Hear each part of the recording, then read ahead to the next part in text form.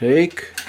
All right. All right, so tonight we're going to show you how to make some free motion rollers. We built this design ourselves, and this is in response to a company out there who makes a brand of rollers who is charging about $800 to $1,000 to make, and they're pretty heavy-handed. They had on their website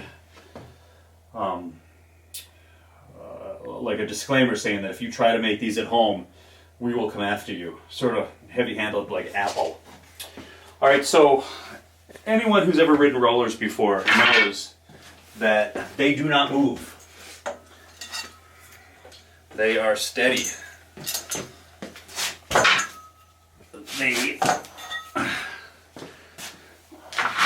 They sit there just like this. And when you get on the bike to roll, and you want to get up and you want to ride this, you've got to get this on there.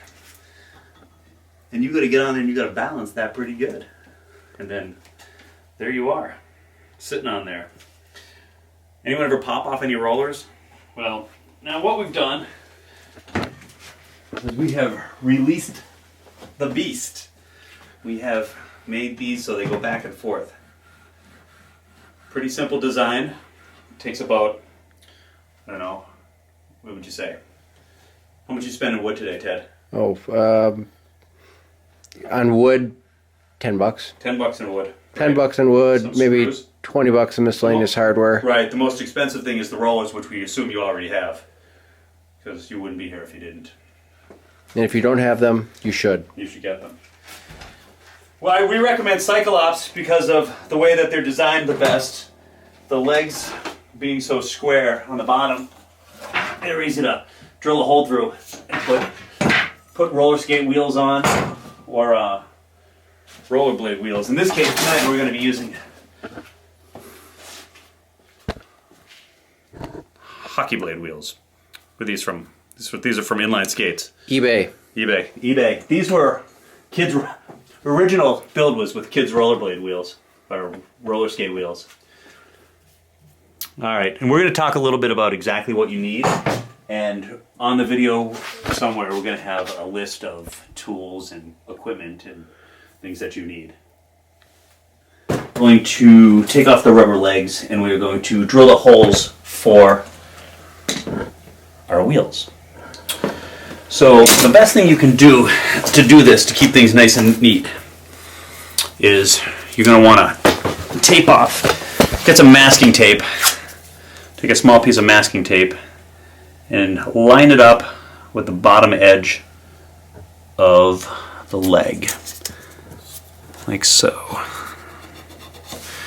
And then you're going to want to eyeball it. This is a square now. You've got a square, so just try to find the center of the square. And you're going to want to drill a hole right through there.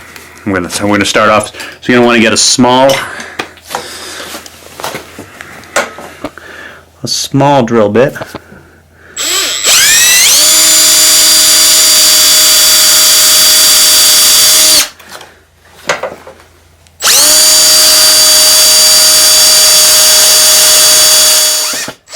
Go.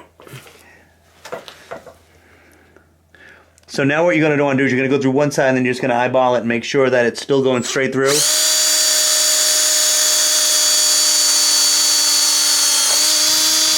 Okay, you cut your first pilot hole. So now what we're using on these bolts, on these hockey things, what do they say, these were 1/4 inch, Ted? Remember? 5/16. Okay, well whatever, what you're going to do is when you go to the hardware store, what you're going to do is, where is our hardware? Alright, here we go. Here's one right here. Make sure you get these kind of bolts. I don't know what they're called.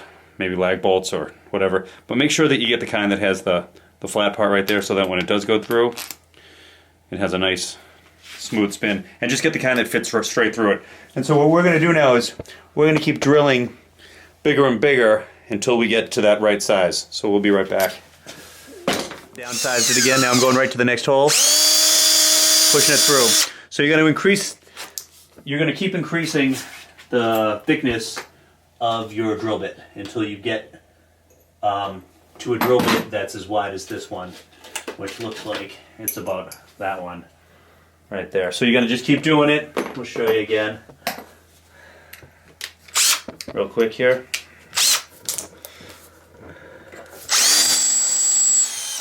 Yep, that one right through. Ain't through. So still not big enough. Might have to clean this out a little bit, but no, look at that, it's going straight through. That's gonna be good. We're gonna need to Tap with the hammer. Sort of double this out a little bit.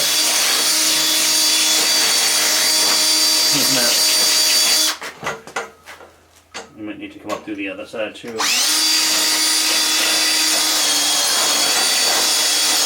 Clean that out and ferrule it out a little bit so it's a little bit wider. And that goes straight through just like that. And then take this. We're going to mount that to that. Now this is going to require, well, this one actually, and this is a perfect length. This is a perfect length bolt for this. If you are using, how do you remember how? 3 inch. 3 inch. These are 3 inch. So you'll see you've got just once you put the wheel in, you're going to have just the right amount of threads on the bottom there, so you don't have to worry about anything else. And with this one right here, because of the way that these wheels were designed, Ultra Hockey wheels on eBay, you've got enough of a lip right there so you're not going to need any washers. Which is nice. Nice little feature. Okay, so we're going to go ahead and we're going to do, let's see, 2, 4, 6 of these. And we're going to get this all set up and we'll come back and we'll show you what it looks like when we're finished. And then we'll move on to the next step. So when putting the bolts on the wheels, and the center wheels are going to be different than the ends. We just put regular bolts on the end. But in the middle portion, we're going to need to hook our bungee cords to something. And those 3 inch bolts aren't going to be enough. So we got these longer J hooks that we're going to put through here. So take a take the appropriate bolt and you're going to put that through there with a washer on it this time. You're going to want to thread it down a little bit because you want to go further enough. You want to move that tripod. You're going to want to go far enough back. When it comes through, you're going to have a place for the wheel to go through and enough to attach it.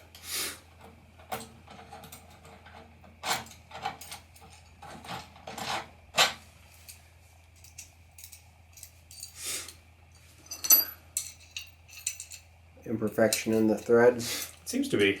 It'll be all right though. These little hooks make it easy to spin though. Okay. So you want to come up through. Give yourself enough, and then don't forget your bolt or your washer on this end. Through there. Cool. All right. So now this is what we're going to do is start making the base.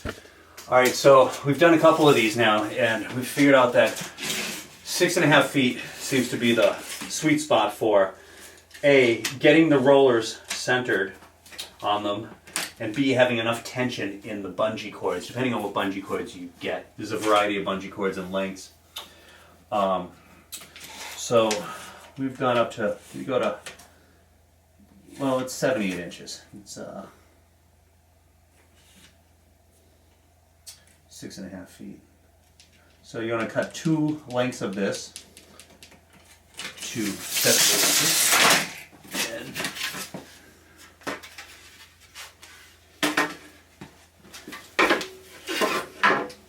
I always recommend safety wear.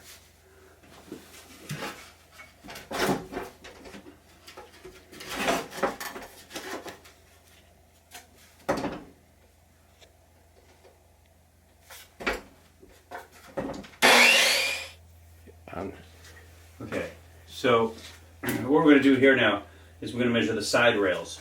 Okay, so the side rails are what's going to sort of just kind of keep the rollers from sliding off the edges. And we're going to build the rails first, and then from there, we're going to put these. We're going to do 2 foot lengths. We're going to do them on either side, and we're going to mount them to this wood. We're going to create these rails. I mean, you essentially could do the whole thing, but for the sake of making these things lighter and more transportable, we're going to just do 2 foot lengths and save some wood here.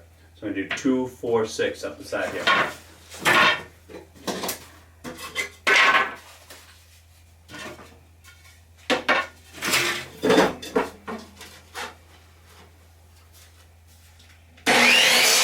Okay, so now we're going to drill some pilot holes because we're going to set these, we're going to mount these to these right here. And as you can see, if you want to bring the camera right here, I'm making this flush on this side and flush on this side. Things you could do that wouldn't require, these don't take a lot of torque because there's not side to side movement on this. These rollers are just back and forth. If you wanted to, you could take some Gorilla Glue or some good wood glue and just mount them down here. And for a cleaner look, you could just glue this right onto the top here. These side rails would actually glue nicely, but we're gonna screw them in. And they don't require a lot of screws. I think I put 3 on these ones over here, but I think 3 is fine too. You can only have 1 on there, 1 in the center, 1 on the end, just to keep it nice and flush. And okay, I'm going to set up my drill for this. A couple drills. I'm going to keep a couple drills going at both times. So. Okay, this one's off there, the other one's still rolling. Yeah, good. Like that. Okay.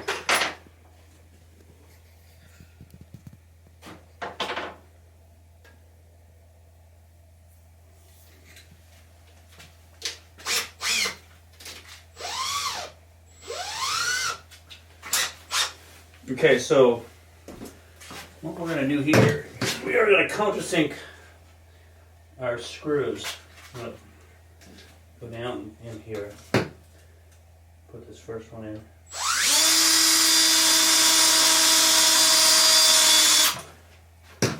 What did you just do there? Yeah.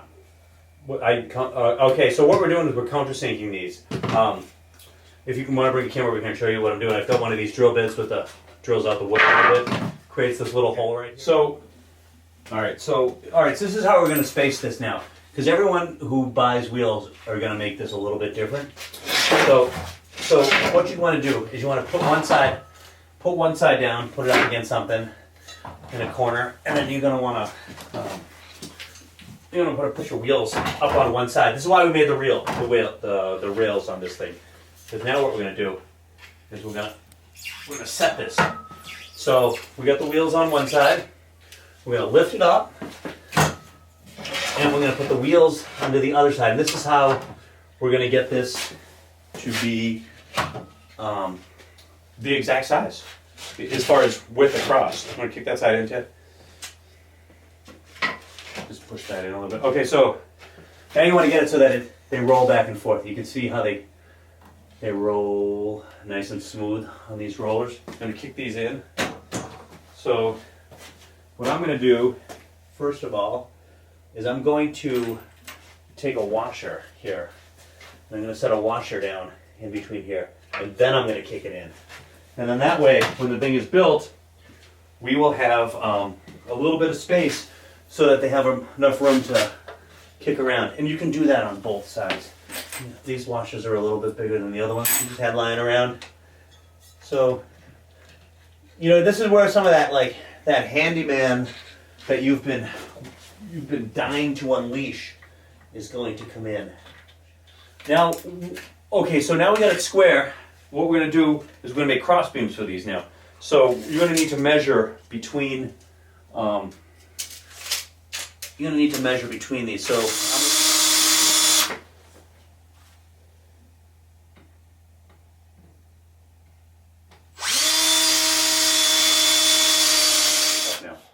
Okay, We're going to start it up. Okay, one last thing we did here is when we put the cross beams on. If you want to see how we placed our screws, do you want to bring these over here so you show the folks back home what we did? So 2 screws on either side, and we offset them so that you weren't screwing 2 screws on the same grain of wood to split the wood open. Okay, and I'm going to show you something here. So this is the base of these things. To show you how this is pretty light. Now this, of course, is an HGH induced pinky. Yeah. So. Yeah, and he's able to do those repeats because of the EPO treatment. Exactly. So as you can see, that this thing is a fairly light unit. And yeah. You can take this and you can stick it in your car, and you can go to your buddy's house and train with them. You can go to the cycling club, train with those guys, and pretty much take it anywhere. Yep. Warming up at the velodrome. The rollers will fold up, stick in your car. And all right, so now we're going to show you how to assemble this thing and put this thing together. Okay, so we've got our rollers in there now, and they're moving back and forth. Bungee cords. Let me see those bungee cords. Bungee cords, 4 by how many feet? 2 feet? Yeah.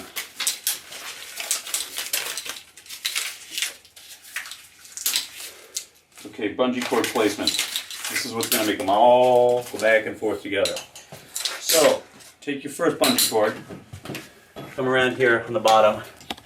You're going to lift it up and over and latch it. Okay. Now, I'm going to tell you from experience, when you're hooking these things up, make sure you hook them up nice and tight, because if you let this thing go and it hits you, it is going to hurt like a son of a bitch. Okay, do you see how that works down there? You see how I got that in there?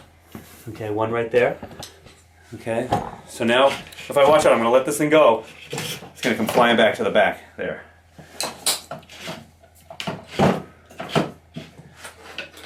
Okay, so now I am going around again on the front and coming back. I'm going to kick that roller towards me. Push that roller towards me. Okay. Okay.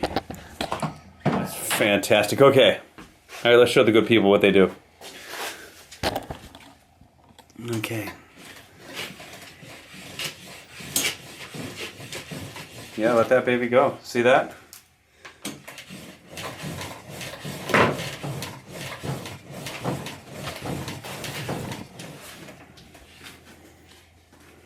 Yeah. That's free motion rollers all done. All right, let's get a bike on there and see what it does. All right. Yeah. All right, so this is what you came here for. This is to set your rollers free. We're going to see how this works. This is set up for a smaller bike, and I haven't had time to change the drum, so if I do go falling off, please pass this video along to your friends and make it go viral. So as you can see now, what's going on with the rollers is there's plenty of motion in them. You don't really need a lot to go a lot. You know, ideally, as you can see on mine, I've had the, I put the resistance. Look at this, it's just riding, like just trying to get out of cell. Like, this is how much energy is lost on your rollers because they're stuck on the legs. And I'm going down to a harder gear, and you'll see that when I get out of the saddle.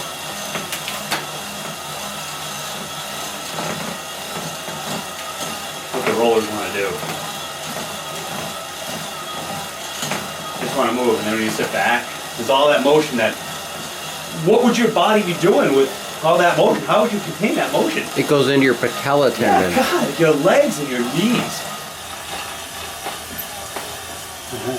Yeah. That's it. Well done. All right. We hope you make them. We hope you enjoy them. Make them better, let us know. Thanks a lot.